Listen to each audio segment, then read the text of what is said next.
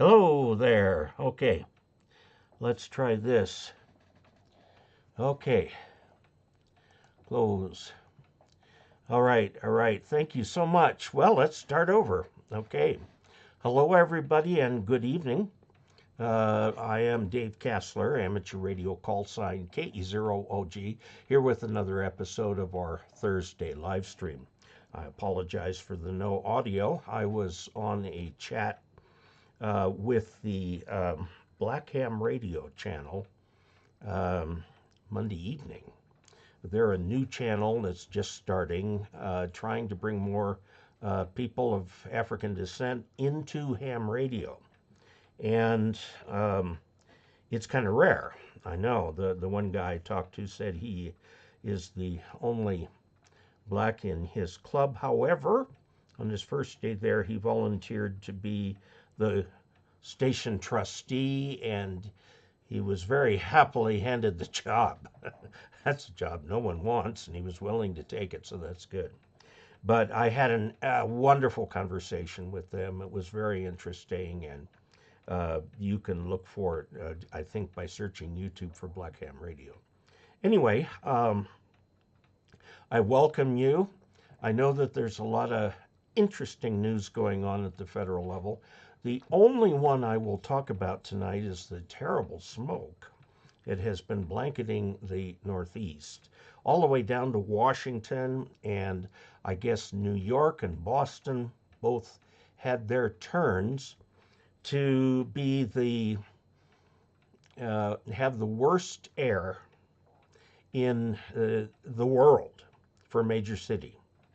And I mean, the pictures that I saw back there look like pictures I've seen of Beijing before they started to clean up their air, and places in India and so on. And it's all from those wildfires. In Canada, and today President Biden issued a order lifting any limits on the number of American firefighters that can go to Canada.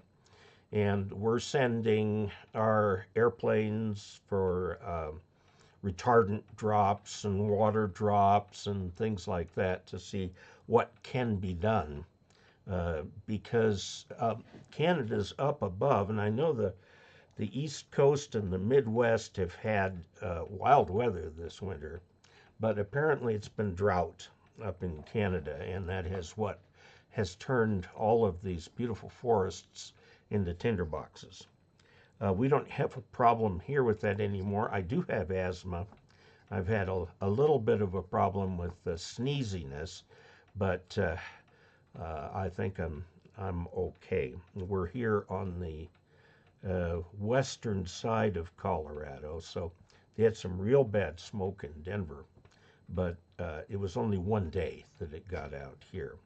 So I do extend my best wishes to defending the resources of their own country, a very important resource, the forests, and are trying to reduce the amount of smoke that goes all over everywhere. Of course, cities like Ottawa and Toronto and all that are getting it bad too. So there we have it. We are watching the forces of Mother Nature at work, as Mother Nature reminds us who's the boss. So I remember there was a margarine commercial, decades back, where its big claim to fame was how much it tasted like butter. And Mother Nature would be in the commercial and would taste it and say, oh, it's beautiful butter. And then they'd tell her it's margarine. And she would immediately start it raining really hard and say, it's not nice to fool Mother Nature. Those were so fun. Those were great. Okay. Well, so we've talked about this as being the giveaway for June. So let's have those cards and letters coming. This is the radio. It's a two-way radio from Quanshang. It is a 2-meter and 440 FM handheld. It is not the world's best, but it works just fine, and with all the usual caveats for the Chinese radios, like the bad harmonics and so on. But there it is. It works. It'd be a great first radio for somebody, or a great second radio to keep in the car or something like that. Just make sure you keep it charged. The lithium ion batteries in these are not always the lithium iron phosphate batteries. The lithium iron phosphate batteries, which you see a lot more of now, are much safer than the old lithium ion batteries, which had a different battery chemistry. So sometimes you see it LiPo, L-I, or LiFePO. Let's see, lithium iron Fe, and then P03 or something like that. Anyway, that's the battery chemistry. There's a million different kinds of battery chemistry. Now, all this hoofra about, like, if you want to run a solar panel like I do that charges batteries in here, which turn out to be ancient, like 15-year-old or maybe older, sealed absorbed glass mat, AGM batteries. Those are the best available at the time, and they've lasted forever. And of course, I keep them charged with the solar panel. I've got a little charge controller, and I need to review that because an Augie sent me a link for a $10. Let's see, it was a $10.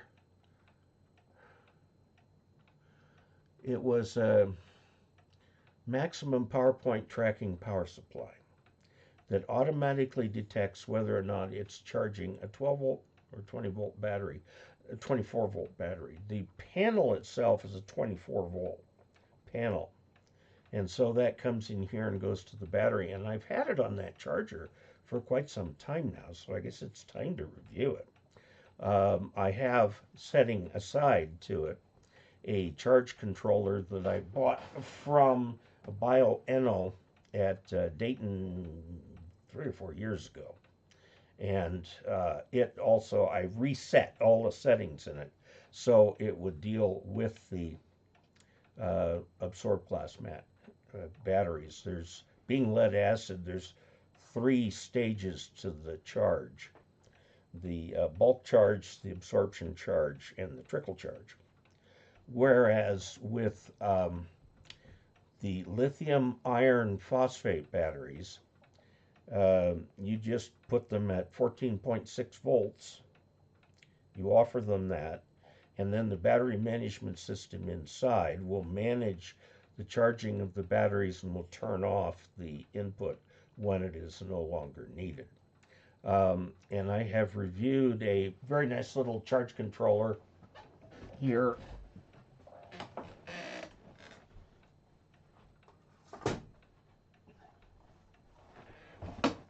Maximum power point solar controller, and unfortunately the vendor is not listed on this thing. I picked it up at Pacificon, and I think it was Impulse Electronics. This is a maximum power point tracking, and you can put 20 to 50 volts in, which in practicality means a 24 volt panel, because that can go up to like 36 volts open circuit on the thing. So you put the input here, and this goes to the lithium iron phosphate battery. You don't want to put this on a lead acid battery because it will overcharge it. And 14.6 volts on a battery like that will eventually dehydrate it. So you don't want to do that. But this is a real nice one when I finally get myself a big lithium iron phosphate battery for the station. I've got this here. Nice little thing from Impulse Electronics. Okay, let's see what else is new. We've been getting rain. You know, they talk about how April showers bring May flowers. Well, it's April and May and June showers bring something. I'm not sure what. Our wildflowers are out. In our yard, they're everywhere. There's this one flower on a stem about, a foot or something like that, that um, comes out in the morning. It's a beautiful blue, about the color of this shirt. And then there are oranges and pinks and all kinds of stuff. And I keep an eye on the cactus to see if they'll bloom this year. We've got cactus here, which are mostly a nuisance. But the way they spread is they make these big lobes. And if an animal comes by, the barbs will stick into the flesh. And the animal will eventually force it loose, which transports that part to a new place where it can, put some roots in and grow and repeat the cycle. So it grows by sort of splitting up and getting carried around. And unfortunately, when we moved in here, we had some in the back, way in the back of the property. Well, now they're everywhere. And I think that's probably because I've been putting in the antennas and stuff like that, and they get caught on my shoes and get put all over everywhere. But anyway, when they do bloom, they bloom for about a day, and we either get these beautiful, almost pearlescent yellows and magentas. They're gorgeous. I mean, for one day a year, they're paying their way for having to put up with cactus. So anyway, there it is. Okay, let's take a look. We've got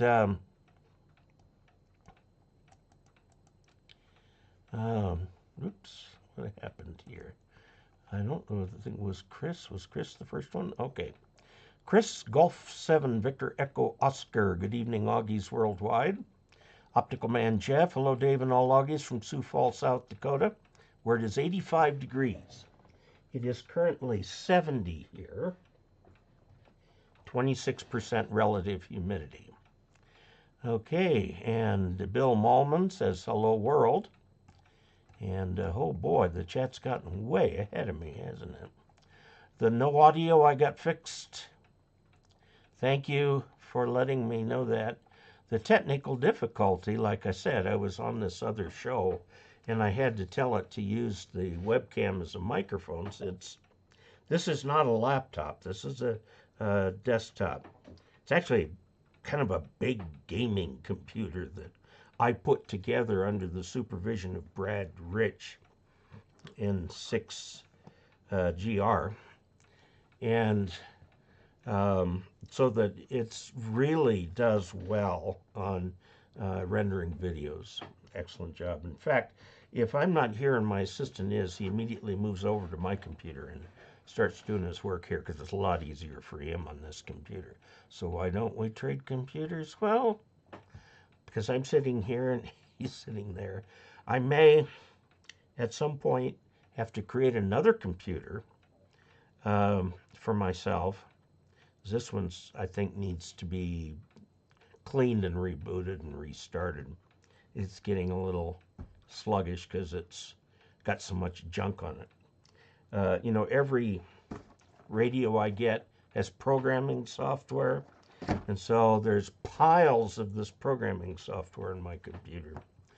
By the way, this one, the UVK5, uses the same Kenwood style programming cable as an awful lot of other Chinese radios, but it does not come in the box. You can get one on PowerWorks. It's the so-called red cable, and you can use that with these just fine. Okay, so audio. Anyone read lips? I don't know. Hope he remembers what he said. Oh my, I'm at the age where, once you pass 70, you actually don't have to remember. So, can hear you now. Good. Chuck Schreiber. Good evening, David. All Augies Worldwide. And 5 KVO from the Hill Country, South Texas. Currently sunny and 82. I saw 81 today in Montrose. They are doing major road construction on Highway 550 between Ouray and Montrose.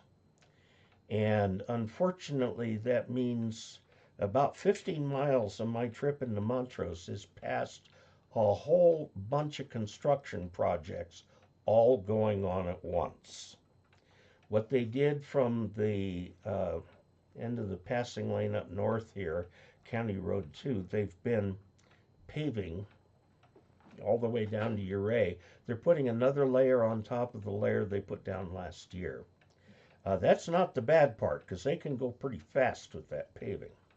What's the bad part is they're constructing some turn-off lanes and some left turn lanes and so on, which means they are really digging major, massive holes, probably 6 foot deep, all along the highway, and then bringing in their own dirt, because they don't like our dirt, bringing in their own dirt and gravel and rocks and everything that they're going to do to build it up so they can build those turn lanes and everything.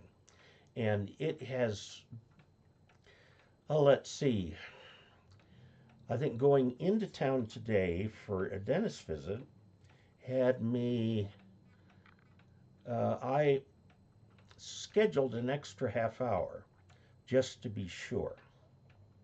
And it actually took only about 10 minutes extra to what it normally takes. But coming home was another story. I think it took me a good hour to get those 15 miles home. So the way they set this thing up, they're working on one little stretch of the road. So they go way down here and way down here and block the road and let one side go through at a time. If they would move that in closer to where it is, it wouldn't take so long for the traffic to go around it. But I will tell you this. The construction company is charged with constructing a road, and that is all they care about is the road, not about traffic. It reminds me, you know, when I was in California, I'm born in California, and learned to drive in California, and the rule there was to keep the traffic flowing. In fact, the highway patrol is hesitant to issue tickets at rush hour because you stop somebody by the side of the road and the rubberneckers just slow the traffic to a crawl. So unless it's something egregious, they're not going to do anything about it. And then we had a thing here in Denver some years ago where the road, it was I-70 going over to where the airport, had a big accident. And there were some people there who were stuck in that for 6 hours. A lot of people missed it. Now, what they could have done very easily was to set up a detour, take the people who were stuck on the road, turn them around, send them back, and get around that thing. But in Colorado, they don't do things like that. California, they do because there's so much traffic, they've got to keep it moving.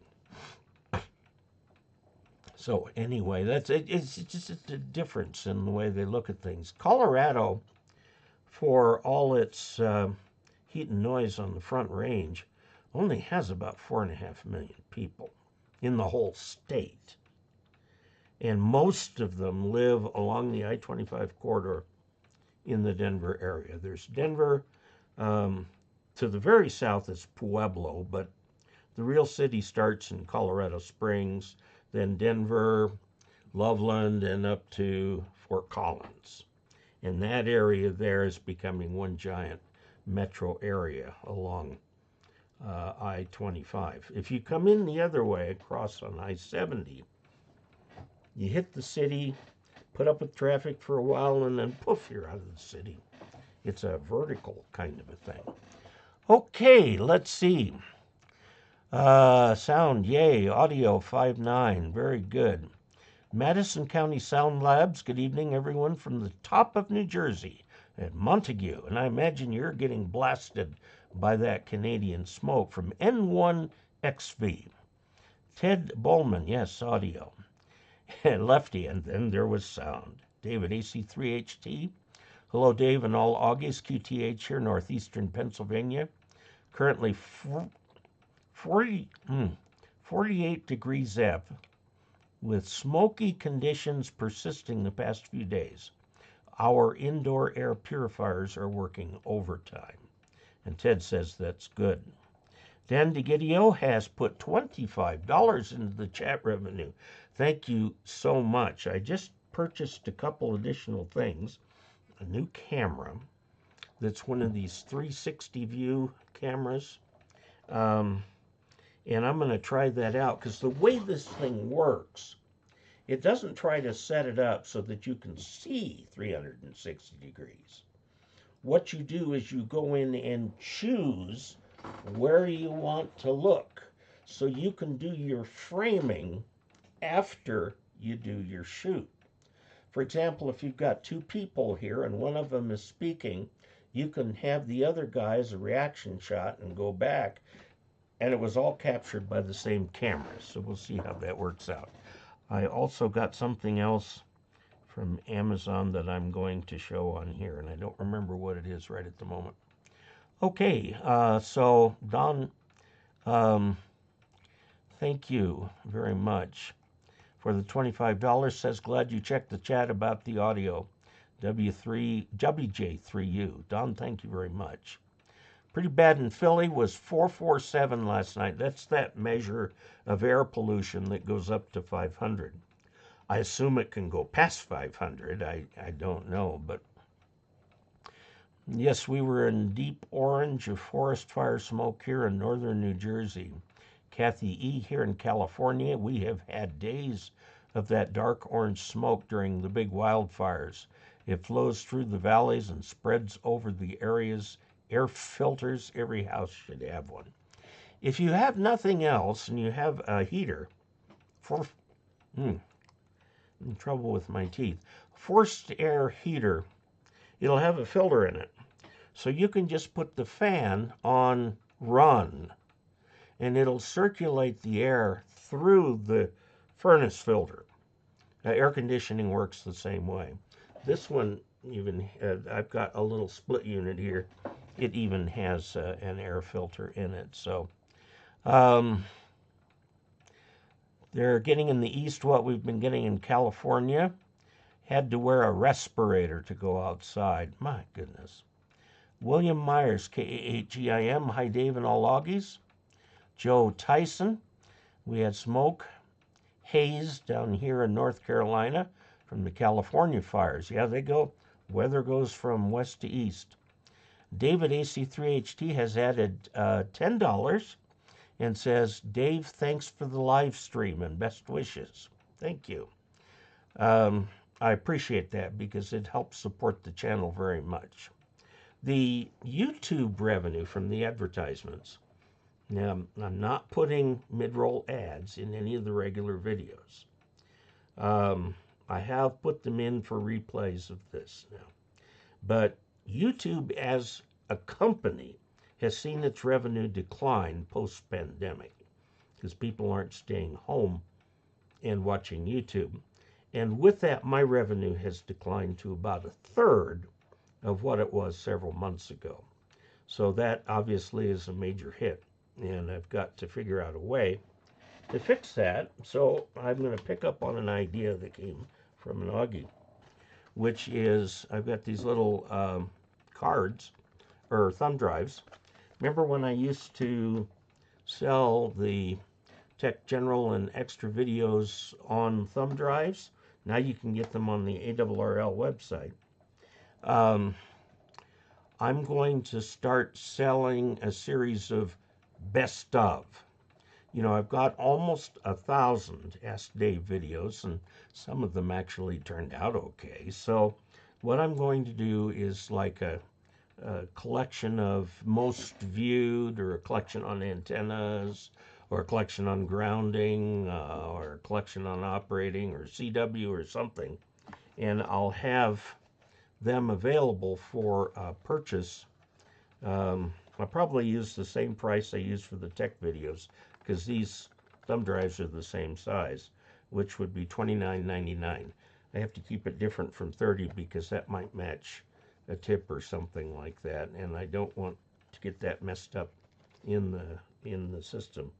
So I'm going to start that out, maybe even this week or next, and when I do, I'll have an announcement that they're available. What can you use them for? Well, if you're absolutely bored and the internet's down, you can look at them. They can also be used by clubs to provide a program for the evening or something like that.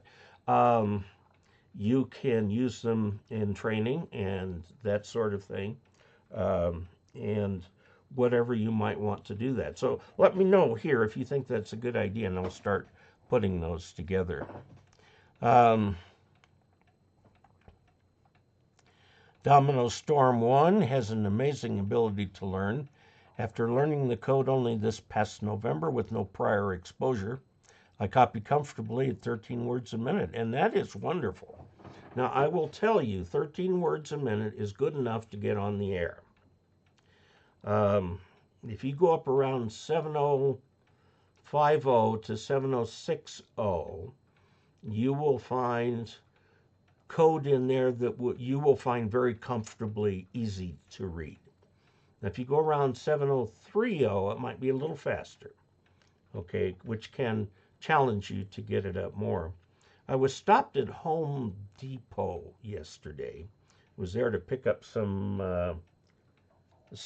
hose clamps to go with a Kent Stephen Klein, N0TUS, sent me a set of plans for a 30-foot mast that would be stand up just fine. Of course, it has to be guide. But I've actually purchased all the parts for this, and we're going to look at this because my previous method of getting a 20-foot mast is simply 2 chain link fence top rails. And you can pick them up for about 20 bucks or so each. They've probably gone up. And they fit into another. You put a little tape around that and then guide it at the top, and it works fine. The 20-foot mast. So this is supposed to be an easily manufactured 30-foot mast. So it has been constructed, but I need to put the pulleys on it and stuff so I can raise and lower antennas and stuff like that. And I'm going to use a little stronger guy wire. This actually, instead of being composed of 2 pipe, is made of 5 pieces of pipe, because it turns out the chain link fence top rail slides just right into something called EMT, which is electrical conduit. And in fact, while I was wheeling this toward the checkout,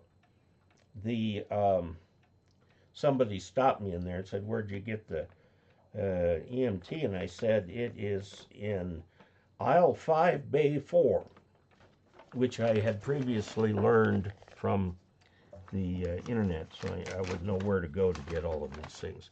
But I think I've got everything now, and of course we'll do a special video on how that's constructed and all of that, and I'll make the drawing available on my internet page, so you have a link to that if you want to print that out. It's really quite interesting. I've noticed at 30 feet it's a little bit wiggly, so I may resort to guying it in the middle as well as at the top. We'll see. If I have to do that, that's easy enough to do. Now I'm going to use not 2-foot stakes. You can get serious stakes by going, and I'm not talking the kind you broil, by going and looking for, it doesn't stay in, concrete form stakes. These are stakes that hold concrete forms in place. You can get them 1 foot, 2 foot, 3 foot, 4 foot. I usually use the 2 foot, but for like the MFJ hex beam, I use 3 foot stakes so that they're solidly into the ground. And, before you drive stakes of that length into the ground, make sure you're not driving into an underground conduit or sewer line or something like that. And, be a little careful. With me, I know exactly where things are in the backyard because this was a piece of vacant land. And we're in the boonies. And so I know exactly where the water pipe comes in. I know where the telephone line comes in, that of course we no longer use. We use cell phones. But I also know exactly where the septic and everything like that is too. So got drawings of all of that, plus my photographs during construction. Okay, so congratulations on that. Oh, I was telling you about the guy at Home Depot. He's a guy with a long gray ponytail. He works there. And this is the second time he's run across me there. And he told me that he's doing very well with the code. So he's been working hard on his code for the past few months. So I congratulate you for doing that. Ed, smoke on Wednesday was so bad I got a sore throat. Could not see the mountains half-mile away from the house. Sounds like Los Angeles when I grew up. It was that bad. I'd go to bed with eyes running and my throat hurting. I mean, nowadays, if LA had smog like that, they would declare a stage 3 alert and shut the city down. But things did get much better. Los Angeles is a much cleaner place to go now. Madison County Sound Labs.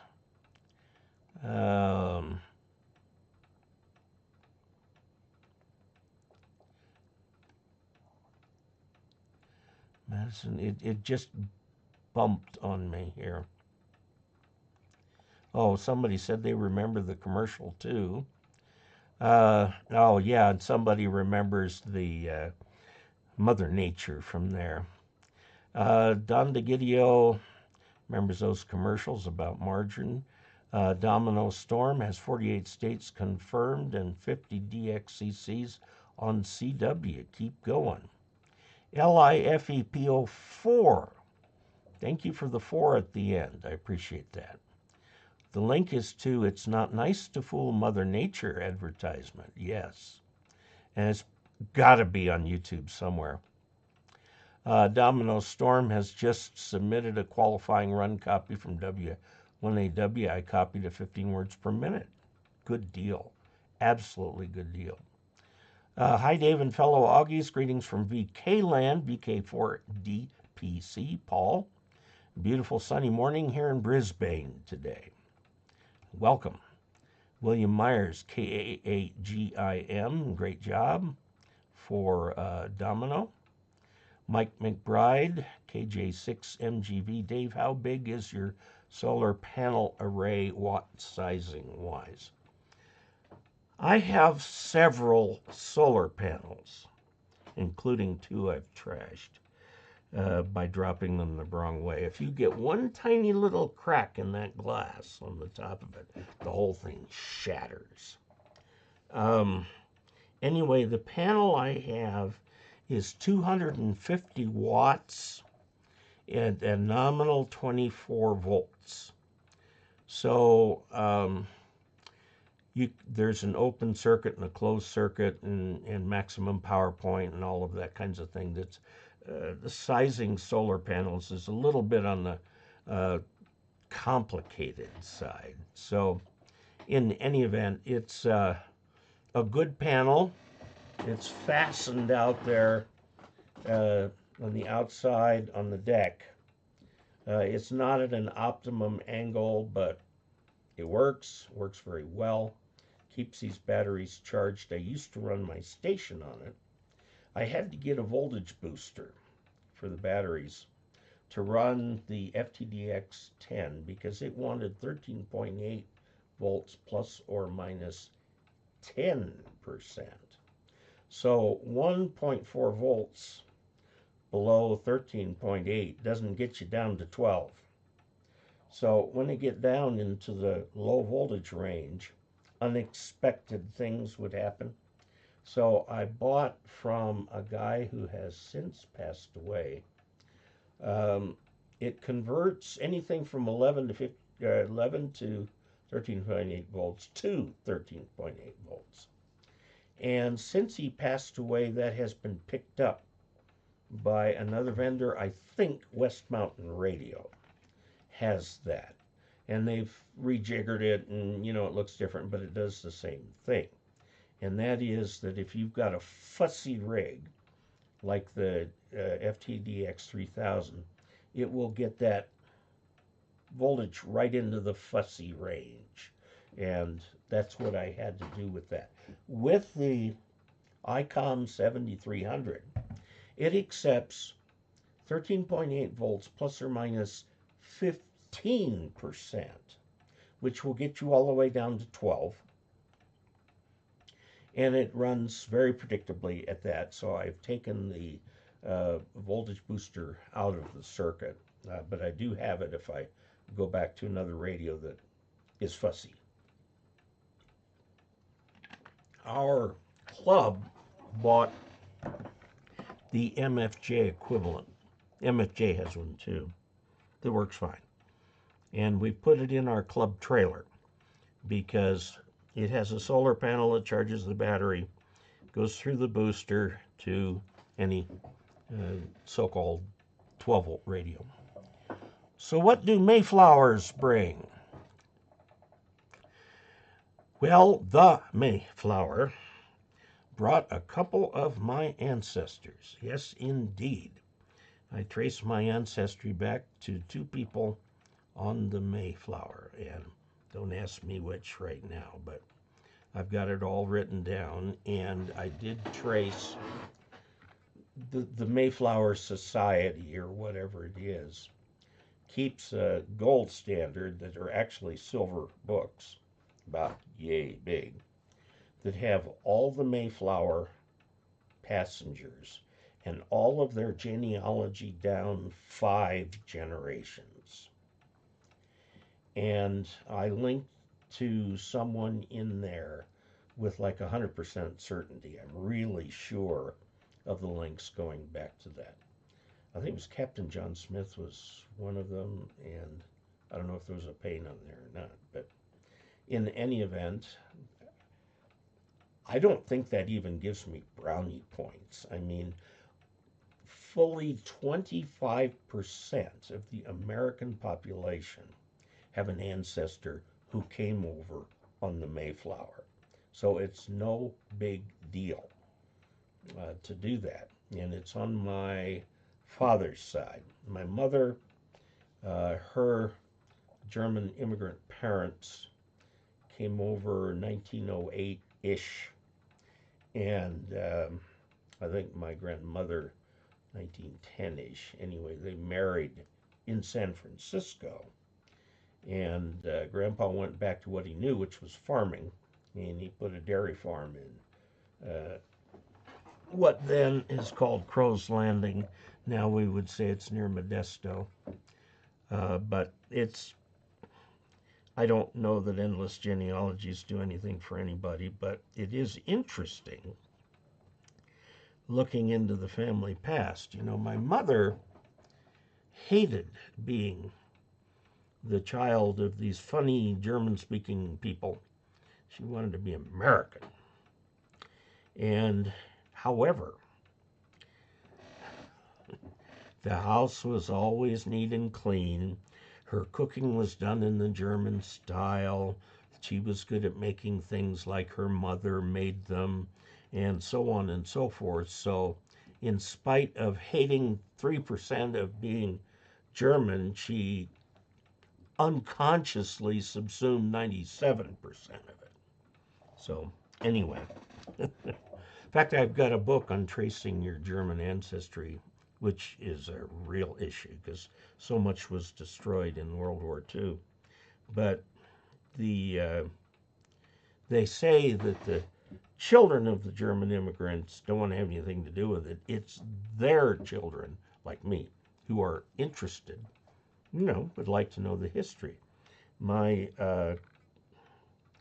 family, the Schneider family, um, got some land um, in the Sudetenland, which in a little town called Vorstis. It's got a different Czech name.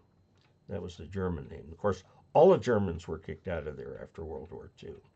But he got the land as a result of service in the War of Austrian Succession. Now, I had never heard of that, but I've heard it occasionally talked about on the History Guy. Okay, so the Mayflower brought the Pilgrims, and it sure did, and it's a key point in our shared history. For the 75% of people who are not descended from them, maybe it's not so much a key part of their history, but it certainly is in mine. So I've, looked at it a little bit.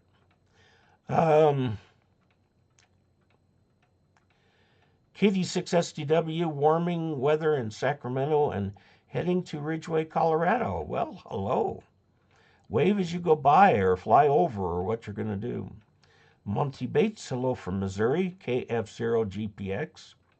William Boos, hello from Congress, Arizona, where I imagine it's starting to get warm. Harry Rundle, hi Dave and fellow Augies from AC3EK in hazy, smoky, overly Maryland, 67 degrees. Our governor declared a code red air quality alert for the state of Maryland. Relief is not till next week.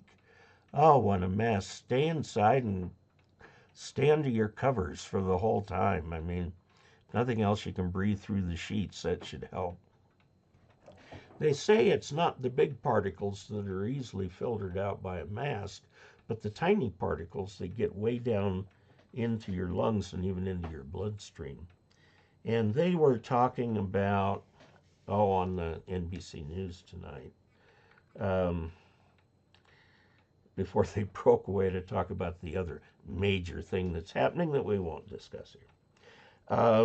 But they were saying that, there's stuff in the air that is toxic and all that. I'm going, these are burning trees. How toxic can you get?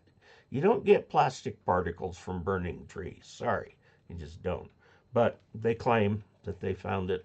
If anything is 1 part per billion, they'll raise a red flag. But I am sorry to hear about your bad weather there. I remember a number of years ago when Yellowstone burned. My parents came out for a visit. I took them to the top of Pikes Peak, and we couldn't see a thing. There's a railroad, a cog railway that goes to the top of Pikes Peak. That's the easy way to get there. The other 14er that you can get to easily is Mount Evans.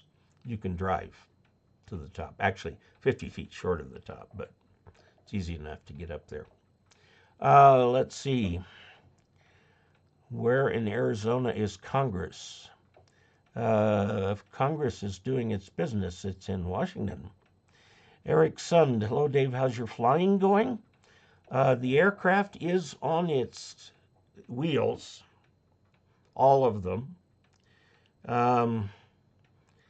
They are doing some other things to repair some damage they found when they took the thing apart. That doesn't look too major, but they can always charge lots of hours for it. So we'll see what comes out of the thing. It's supposed to be covered by insurance. Good grief, that insurance to fly this little dinky plane was $5,000 a year. And I now basically got that back because it was $10,000 to fix this aircraft. So, my uncle from Loveland, Colorado built a Landcare 360. I always wanted to fly. Well, cool. Go down to your local airport and talk to them. They can help you out. William Boos, northwest of Phoenix, about 40, 50 miles, near Wickenburg. Now, I have been to Wickenburg. That's a really neat town with a wonderful old downtown. It is actually outside of the Phoenix metro area. and it's a major crossroads, and got a lot of little shops and everything in the downtown area. It's just kind of a fun little place. I've got some relatives on my wife's side that have a place in Whitman, which is not very far from Wickenburg. Okay, Lefty, William Boos. Well, I lived in Tucson for 20 years and I never heard of Congress. Domino Storm. And speaking of W1AW, Dave, I wish you could hear how loud of a signal W1AW puts out. Here in the Long Island, New York area, they can seem to be S9 plus 30 on 80 meters. Yeah, I believe it. You're actually within range of the ground wave there on 80 meters if you're out on Long Island. You're not very far away from W1AW. It's in Connecticut. The zip is 06111. I've remembered that since I've been a child. And they're in Newington, which is just, I think, south of Hartford. It used to be that Hartford was where the headquarters was, and the W1AW station was in Newington, which was basically farmers' fields.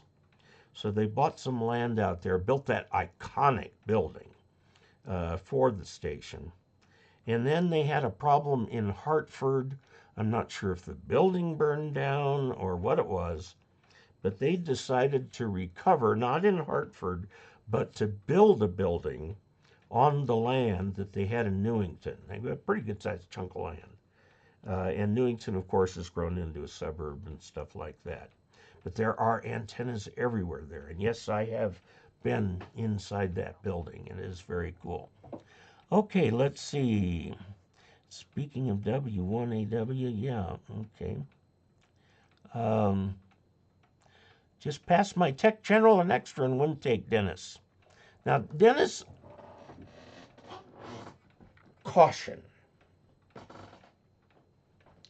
I have seen people who go from 0 to Extra in one sitting who burn out very quickly. I know a guy who went from 0 to Extra in one sitting, almost not nonchalantly, and he equipped himself with the top of the line station and immediately found out that he was interested in other things, so he put it all up for sale. So I suggest to people that they stop at General for 2 years till they get used to HF, and then the Extra really means a lot. Now, you're already an Extra, so go to dcasler.com, dcasler.com/reference. And it has a list of everything to put together a nice little general station, which will work for Extras too, that will get you on the air happily. You may even keep that radio for 10 years or more. But at some point, you will want to start replacing things that are in the reference station. The first thing you will probably replace is the antenna. And you'll go from there. I mean, you know, here's my counsel. Start at a reasonable level. Get very used to being on the air on HF before you start going after the big ticket items, because you may discover that contesting just isn't your thing. So why buy a rig that's designed for contesting that costs 3 times what the ICOM 7300 costs? Or you might do DX or something. You can do all of those with the ICOM 7300. And it will work very well for you, and it's not a difficult radio to figure out, though it does take perseverance. Okay, does take perseverance. And I also urge you strongly to join a club. If you live east of the Mississippi, you will probably find that wherever you are, there's more than one club within driving distance. Go to the ARRL page and Look under Club Finder. You don't need to be a member to use that feature. And find a club. Go to the club meetings. Get to know the guys there. Mostly guys. Take your wife, because I'm seeing more women at our club. Of course, our club president is a woman. We're getting more women in the club, which is great. She's a great president. And so I urge you to join the club. I also urge you, I mean seriously urge you, to join the ARRL. Now, I was down at the gas station filling up my Jeep yesterday, I think it was, waiting to see if the bill at the gas station got up to what it costs to join the ARRL for a year. One fill of my Jeep has often been more than what it costs to join the league for a year. So just do it. Join the league, read the magazines, and so on. I see too many people who say, oh, you don't need to bother with the league. And those people go away. They end up becoming inactive and not getting any enjoyment out of the hobby after working so hard for it. So please promise me that you will find a club, that you will join the league, and that you will persevere however much it takes to get on the air and talk to other people. Remember, an amateur radio license allows you to transmit. And what do we do when we transmit? We talk. That is a federal license to talk. You can tell anybody who says you say too much, I have a license to talk. Okay? You do use it. Okay? And congratulations and welcome to Ham Radio. Okay, so Domino Storm, I can also hear W1AW in 4020 17 and a whisper on 15, and W1AW is only about 60 miles direct line of sight from me. Okay, the ground wave on 80 goes out quite a ways. On 40, less so. 20, even less so. 17, not that much. 15, hardly at all. And 10, you got to be practically next door for the ground wave. You can tell it's a ground wave if there's no fading.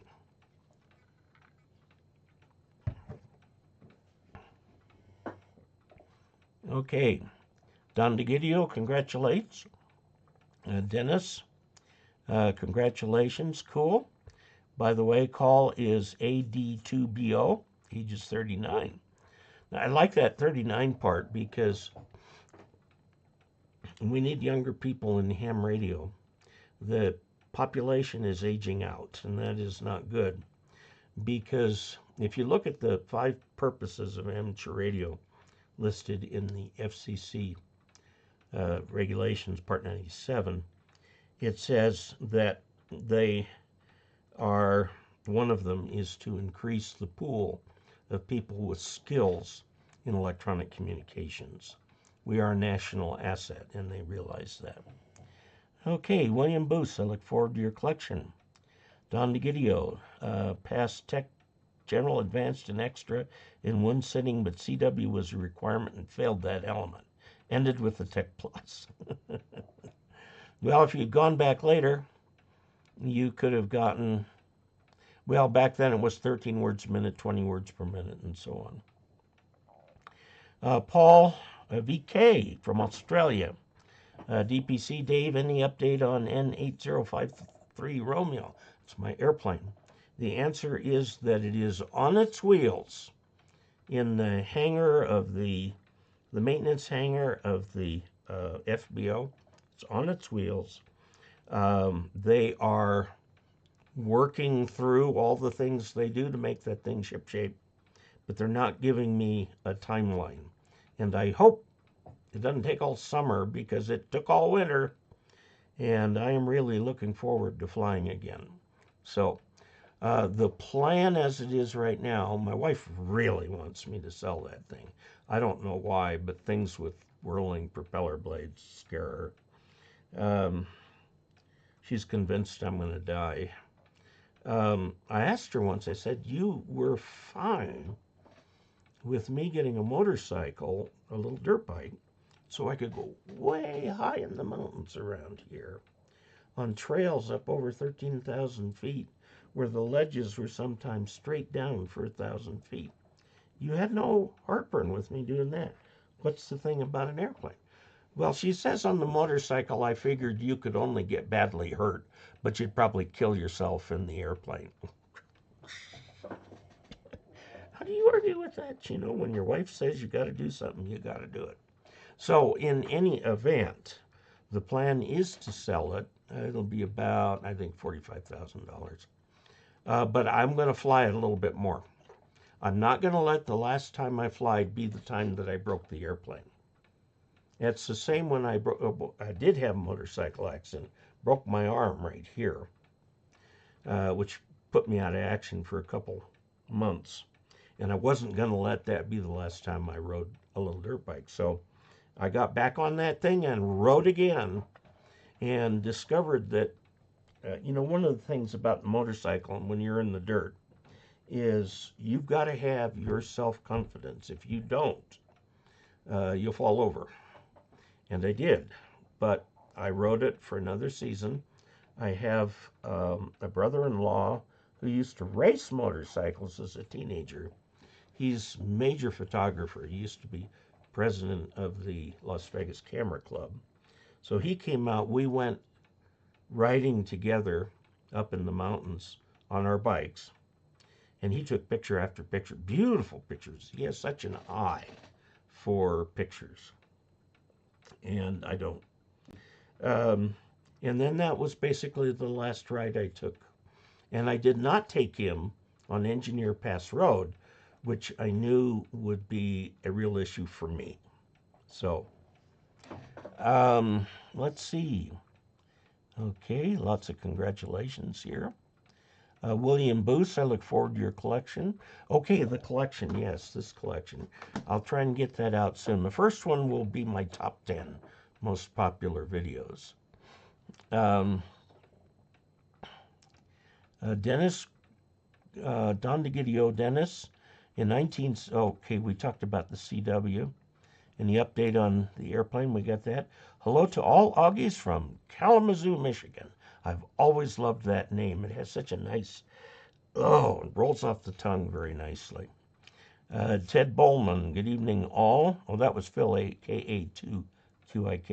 Optical Man Jeff, thanks Dave for your email response to the video I sent you about the two mag loop antennas on a boom. Yeah, that was one of the weirder things I've seen. And I'm kind of curious how that thing comes out. You put up extra elements, and it's got one parasitic element in there. You put up parasitic elements to give it some directionality, to give it some gain. And the strange thing is, they've got the two loops facing each other, which means this loop is in this loop's cone of silence, and vice versa. So that doesn't make any sense to me at all. But then again, what does that mean? I've seen a lot of new things in my lifetime. So, and of course, Jeff, you're welcome. Ted Bowman, and thank you for sending it, by the way. Ted Bowman, KK7KHK. Dennis, I was WB9EZS with advance ticket 50 years ago. Oh, still pursuing the CW. Okay, so you've been through it, and you know what you've got to do. I'm sorry, I was assuming that you had just picked it up from scratch. So the advice is still relevant. It's just not. Apologize for the lecture part. Just do the advice there. Okay, and of course you may be able to get your call sign back as a vanity call. ATVing Ham, hello sir, KD9 WNV in Wisconsin checking in. Alan Failer, hello Dave, KB8RXY in Ohio. Ralph Leland, hi Dave, and everyone K4TA in Fork Union, Virginia. I imagine you're getting plastered with all that smoke too. Tom Wold, I know this is a ham channel, but was wondering if a Galaxy 959 CB is a good CB. Unfortunately, Tom, I have no idea. The CB world has its own set of manufacturers, its own set of standards, its own way of doing things. It's just very different. These days, I think Galaxy is a well-known trade name there. It's probably as good as any. It's just like today, if you buy a ham radio base station, I mean, they all do well. The differences are prices and a few features. The ICOM 7300 that I've got here is what I would call an advanced entry-level radio. It's not a simple radio like the FT450 or the ICOM 718. It's got more features than that. However, it does it like a modern camera. Who buys cameras these days? You've got one in your pocket wherever you go. But a camera, even with all the doodads on it, you can still put it into point and shoot mode. And you just point, shoot, and get a pretty good picture. And that's the way this radio is here, too. You turn it on, it's in point and shoot mode. And you just, you find the signal and you press the microphone and off you go. But just underneath the surface, kept just out of the way, unless you look for them, are lots and lots and lots of additional features. Okay? And that is the way I think ham radio should be. I really like the user interface. The FTDX 3000 is nowhere near as user-friendly. Now, I will tell you, I've never seen a better receiver in any radio than that FTDX 3000. It is a marvelous receiver. They use the same techniques as the 5000 and the 9000. And it works very, very well. But Yaesu's menu system is all in one place. You press menu, you've got like 150 menu items. On this thing here, if you press an item, you can see the menu behind it. And just go get what you need. There's no centralized, great big long list of menu items, but you can find them all pretty quickly. So just a thought. Let's see. ATV Ham, checking in, Alan Failer, Ralph Leland, Fork Union, okay, the CB we talked about. Now, there are an awful lot of hams who got into radio via CB.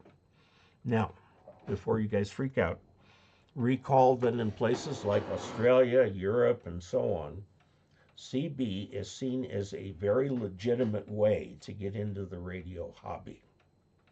Okay, it's very limited in what it can do, so these people are encouraged to go ahead and become hams and so on. So I know in the U.S. hams tend to look down on CB. It's a fact of life. I don't know that I like it because I started out with CB 45, 50 years ago in high school. But you go to Australia, someplace like that, the UK, Europe, CB is considered a legitimate and perfectly reasonable radio hobby. Okay, so let's think of it that way as we go about this here. So, Tom, we welcome you for stopping by. I'm sorry I don't have any answers for you, other than that Galaxy is generally considered a good brand name. Chris, KE0OG, my father trekked our family back to the 1800s in Spencer County, Indiana, where they received 80 to 160 acres of land under the Homestead Act. Hilly farmland near the Ohio River. The Homestead Act worked well from the east to the Mississippi River and from there for about another several hundred miles. And if you look at a picture of the U.S. at night, most of the population is east of the Mississippi. And the reason for that is because west of the Mississippi, till you get out to the coast, with the exception of a couple cities like Salt Lake and Denver, it's pretty vacant because of water issues. Now, people used to farm in parts of Nebraska and South Dakota and all of that sort of stuff. They would pump the water out of the ground from the Ogallala Aquifer. And when I was a kid, this was a big thing. You'd pump water out of the ground, water your everything, and then the day came, as everybody knew it would, when the aquifer ran out of water. It was fully depleted.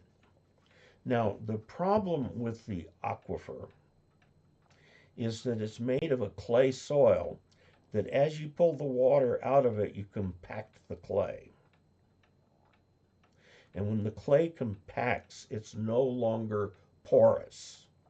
So you cannot recharge that aquifer. It's done. It's gone forever. So all of that land out there is basically laying fallow. You can run a few cattle on it, but that's about it. You have very harsh winters up there. So a lot of that land in that part of the country is empty. It's just plain empty. So the Homestead Act would give you a quarter section, a section being 1 square mile of land. A quarter section is 160 acres, approximately. And you could file to homestead that. Some of my wife's recent relatives did just that in Nebraska, but they did it in the part of Nebraska that really doesn't have any water. I mean, they've got the Republican River, but they don't have much in the way of groundwater or rain or anything like that. So they could do some dry farming, could raise cattle. What should have happened, people say now, is that the further west you went, the bigger the area of land you could get. You know, if you had 5 square miles of land, maybe you could raise enough cattle on that to make a go of it.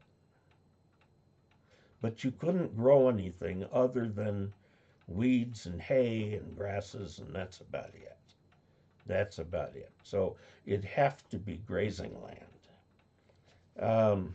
Now that's happened with the consolidation of all the family farms, but the U.S. cattle herd has declined to less than 1/10 of what it once was.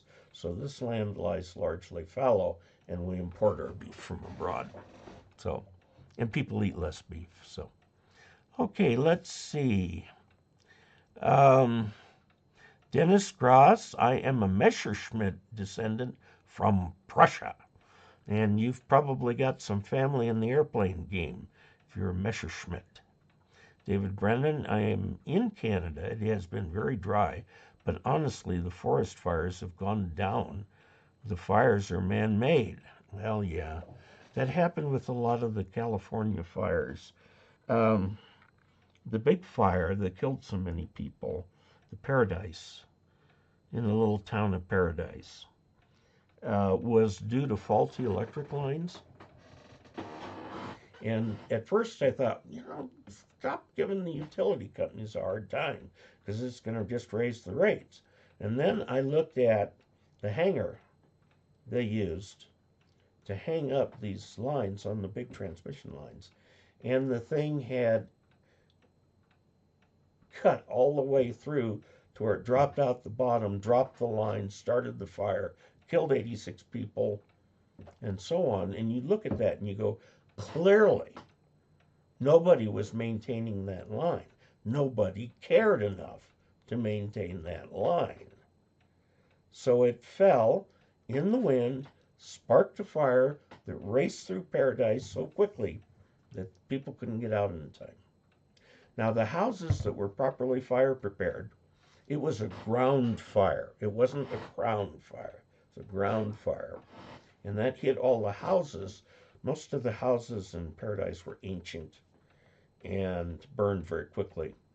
If your house had a decent roof, had done its eaves right, and had a stucco exterior, they're still standing. Fire just went right around them. Okay, so Tom, the Galaxy radios are kind of cheaply made. If you want a CB, get the Cobra 29. If you want SSB, get a President McKinley. Okay, David, thank you for passing that information on to him. Dave, any plans for field day this year? I'll be doing it with the club, our club, the Montrose Ham Radio Club, and the field day site is up on Hogback Ridge, just outside of Montrose. You can stand there and overlook downtown of Montrose. And the guy who's in charge of it, Royce, AB1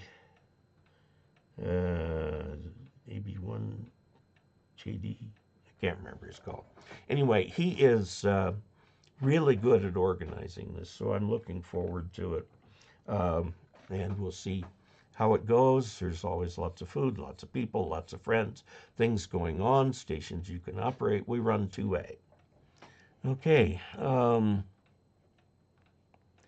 So I did field day from home last 3 years, but pleased to say the club will be back at the town hall where I will be showing off my new CW skills. Very good. Very, very good. Now, the exchange in field day is so standardized that even if you can only copy about 10 words per minute, you can probably still get the call sign, the section, and the signal report. That's all you need. And you can really get your speed up quickly doing that sort of thing. Plans for field day. Okay, hello from KG4HVQ in North Alabama. Endo tooth. I was just at the dentist today, and they had to replace a filling on this tooth, which is the only tooth on that side. Now my dentures are really loose, and they keep falling out. And unfortunately, they're the top dentures. They'll fall. If my bottom dentures fall, they just stay where they are. So and I have to get that fixed. What they want me to do is pay them about $12,000 to get 3 implants in my upper jaw and then get the dentures that snap onto those implants like my bottom do. I have 2 completely different types of dentures on the top and on the bottom. I've got a few teeth left on the top, and when this one over here goes, I'll have to go the other route. I don't have $10,000 right now. And I'm not going to take out a loan at age 71 for dental work. So I'll just have to live with it.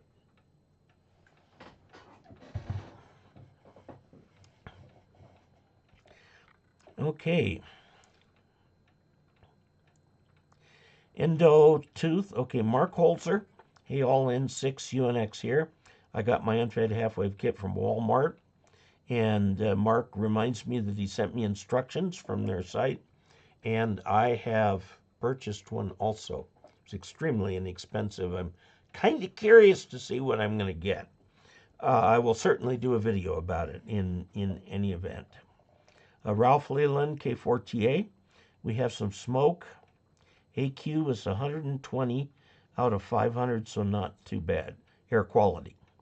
Leo Gustafson, late again, that's no problem. KK7CLY, visiting from Albany, Oregon, sunny and high about 82. Sounds like some real nice weather. He also says went to CPAC a week ago in Seaside, Oregon. It was a very nice venue. I learned from the ARRL rep that lots of recent members are having difficulty logging in and have to call and speak with somebody to straighten it out. Yes, they have redone their website. Everybody feels they have to redo their website. You get somebody new in, and what do? They've got to do something to mark their territory, so they redo the website. The problem is the learn.arrl.org website is a separate website. And they have tried and will continue to try to make it single sign-on. So if you sign into one and you go to the other, you're still signed in. They haven't gotten there yet. So they're still working on that. Steve Goodgame is one of the people really working on that particular thing. So be patient. There's a lot there that you can look at. I think the site that has all the magazines on it, QST and On the Air and all that sort of stuff, is in the same boat as far as single sign-on and stuff like that. So I think I made a mistake by not going to Dayton. I mean, it really would have been a very difficult thing for me to do. But I probably should have done it anyway, because now I feel a little out of touch. I was looking forward to the Hamfest in New Mexico, but that got canceled due to lack of volunteers. Of course, the Yuma Hamfest got canceled for lack of volunteers. And I hope that doesn't happen to Dayton. But guys, you know, this is sort of a side effect of the global economy. When you worked for a company back in the 50s, it considered its economic area, you know, it'd be a couple states nearby, whatever, but you worked from 9 to 5, and then you had your evenings with your family. And when the economy got global, the sun never sets on these enterprises. And so you're always on. I remember that was a problem with IBM. You're always on.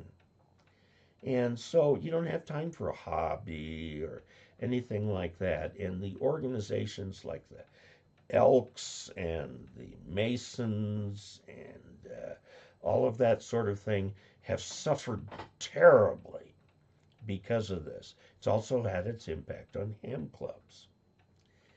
Because it's really hard for somebody to volunteer because they have no real control over their time. And when they do get some time off, they're so doggone exhausted that it's hard to do anything. So the world has changed, and people's ability to volunteer has changed. This has hurt churches, this has hurt all kinds of things. So if you are in a position to volunteer for anything, please do so. For an ARRL field position, as a volunteer examiner, help with the Hamfests, speaking at Hamfests. All of these kinds of things like that take time and effort. And if you don't have them, I'm retired. I can do this YouTube channel. I'm ostensibly retired. I'm actually working full time on this channel. But, you know, I just, if there's some way you can volunteer, do it. The League has made this the year of volunteers, and I hope we find plenty of volunteers. Leo says, no word yet from MFJ, regrettably, on my MFJ 464. Call Richard Stubbs at MFJ, Richard Stubbs. I guess you can tell him I sent you. He's the guy in charge there of all that sort of stuff. And they have supply chain issues like everybody else. Leo says, Guten Tag to Dennis. My granny is from Leipzig. Leipzig. Glenn Martin in Nebraska. Shallower aquifers are used mostly. The Ogallala aquifer is deeper and less used. Yeah, and the parts that were being used extensively are no longer available. Now, in California, there's a lot of farmland out there in the Central Valley that rather than try and grow a crop or even abandoning the crop, they've allowed their fields to be flooded. Because those aquifers out there can be recharged. So, and the big Tulare Lake, which used to be the largest freshwater lake west of the Mississippi, even larger. Well, the Great Salt Lake is not freshwater. But that lake has reformed. It appears, flooding an awful lot of farmland, I might add. It appears now it is at its maximum size and won't get any bigger because there have been dikes and levees and stuff like that put up. And they're taking some water from the Kern River and dumping it into the aqueduct that runs kind of along I-5 and down and is pumped over the mountains into Southern California and the Imperial Valley. The Imperial Valley also draws water from the eastern side of the mountains, Sierra Nevada mountains over there. So they're putting water in there, which means they don't need to put in water from Northern California. So they can run that out to the sea, or they can use it to try and recharge these aquifers. And so far it seems to be working for them. And one wet year will not make the drought go away. Okay, the drought is measured not in how full the reservoirs are, but in how full the aquifers are. Okay, because they have to pump that water out of there to keep their trees growing and whatnot. You know, when the first settlers arrived in California, they started to do what they did in the Midwest. They planted wheat, tried to raise cattle, stuff like that.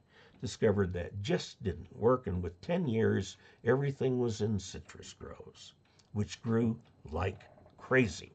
And with the railroad there, they could ship that fruit across the country to the east of the Mississippi where the consumers were. And to a large extent, California is still full of orchards.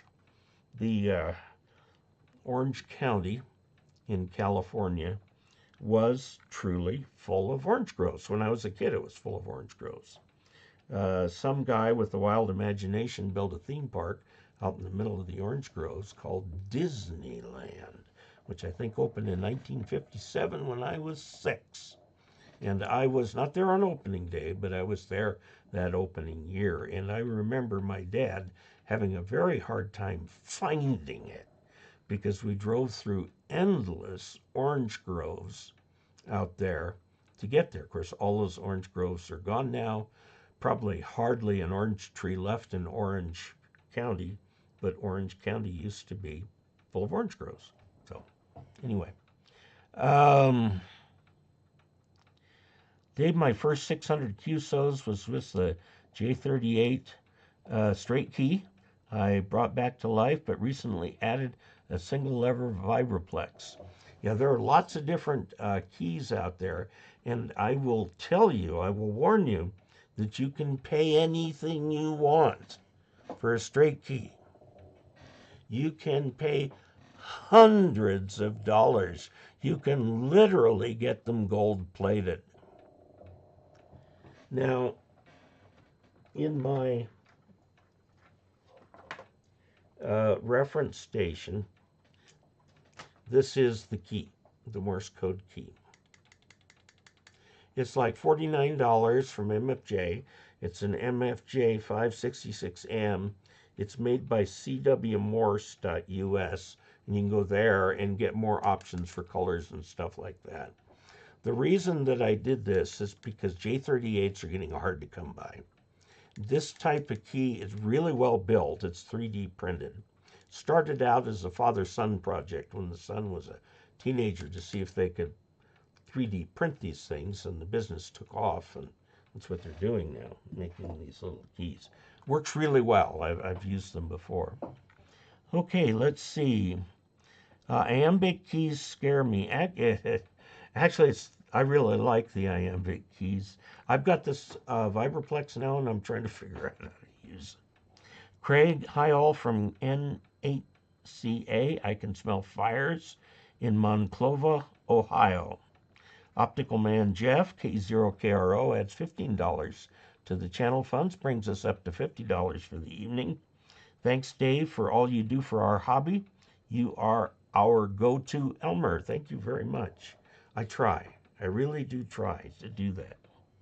Leo Gustafsson just received from Amazon a Wi-Fi antenna, and a board so I can use my phone to download the N1NN software to my Windows 95 PC. And Tim says he can't spell aquifer. And hello from N0NMC.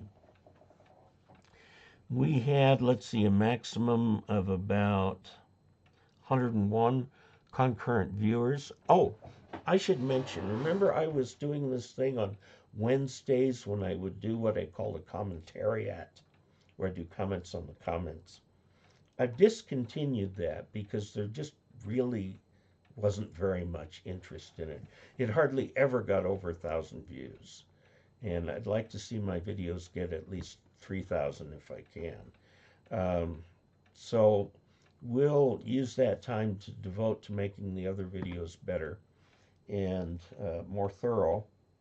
I would like to do several things. We're going to do this. So we'll have best of videos. I've got about 1,000 to choose from. And we're going to do, I'm going to get the merchandise straightened out. If you look below the video on your computer screen, you'll see some merchandise there. There's some t-shirts and stuff that are available, but the phone cases that are in there are way out of date, so I'm going to get those changed. The other thing I want to do is spiffy up the production values. When somebody has a question, I'd like it to be on a slide, you know, so people can see it, and get a little more, throw in a few more visual aids with the responses to everything so that it works a little bit better. So that's what I'm trying to do. So the $50 from tonight about paid for the thing I bought from Walmart, which should be delivered in the next few days. And I will be able to test that out. So you see, that's what I use the channel funds for. I use them for lots of things. Okay, I grant you it's half my retirement income. But specifically, I set an amount aside to purchase things so that I can give them a good review and not be beholden to any company. Not that I am anyway. I remember one time I gave a Chinese radio a terrible review, and I got an email back from them said, "Saw your review, so wonderful, thank you. Would you like to do another?" Okay. I don't think YouTube is available in China, and I'm wondering how they watched my videos. So crazy. Anyway, there it is. So this right here, the Quancheng Radio UVK5, is the giveaway for June. So send your name, call sign, address, phone number, either on a postcard, a QSL card, or an envelope with a single sheet of paper in it, okay, to Dave Casler, KE0OG, P.O. Box 98, Ridgeway, Colorado, 81432. Please mark on it what drawing it is, in this case for the June drawing. I actually had a couple people ask to be entered in previous drawings, and I'm going, it's already been drawn. This is one that was mailed in late in May, got here too late. And this one doesn't even have a postmark. And this one has a postmark, and it's late May. And as it turned out, the drawing was on the 1st of June. So I'm going to put these into the June category over here. So, yeah, do please. The giveaways are going to continue for quite a while because as they say, I've got to thin the herd here. We've got too much stuff. Okay, so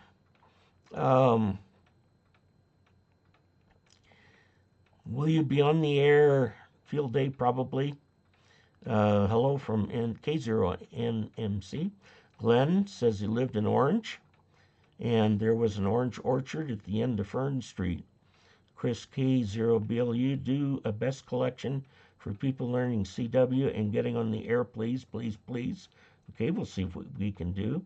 Ralph Leyland, 73 Dave, everybody. Have a great evening. Don DeGidio says, great live streams. Stay safe, and 73. Chris, 73 to all. Thank you, Dave, for a wonderful hour of wisdom and wonder. And I want to point out that that wisdom and wonder comes from you as much from me, and probably more from you. So thank you so very much. I love this time to spend with my favorite people, and that is my faithful viewers, Augies. Please subscribe if you haven't subscribed.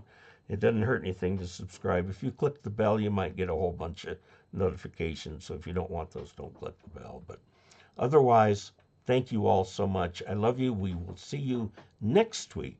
And until then, 73.